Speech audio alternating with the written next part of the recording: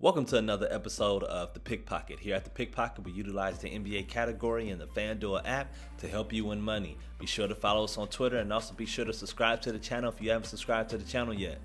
We wanted to make sure all our new subs and viewers understand any lineup we suggest or put in are not locks. We suggest in every video to use a lineup we provide for you guys as a base and swap out players. Unless we mark it as a lock, we don't make them thinking it's perfect. We put it out there to analyze certain players mainly. Very important there. Please understand that. If you are new to the channel, feel free to use a mock lineup we provide for you guys as a base and substitute players where you see fit to get your own takes for your own lineup. Kyrie should explode versus Detroit. They won't have too much of an answer. Pat Connaughton should have no issue finding generous FDP in his minutes versus the poor Washington team. He plays so many minutes coming off the bench, and this game could get out of hand early. Value pick if you want to have high salary players. Kevin Huerter is having a good streak of games and it's beyond his shooting. He's been stuffing the stat sheet, and when he can get his hands on steals and a block or two, it makes that scoring and his rebounds look even better.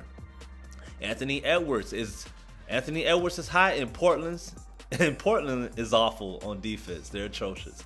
He performed well last game and he will probably go up in salary soon. For now, enjoy the scoring burst and a few rebounds. Justin Holiday.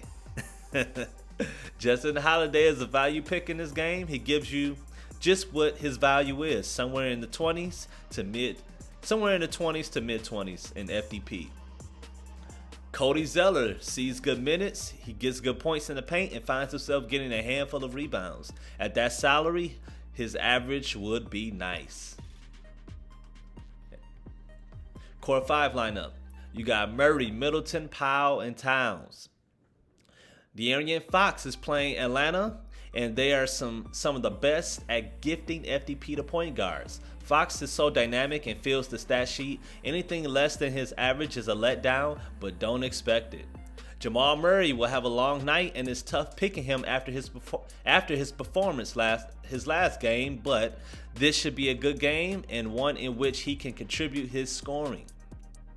My boy Chris Middleton has too much of an advantage versus a bad team, scoring highest score for Milwaukee. Powell has become essential for Toronto to be competitive.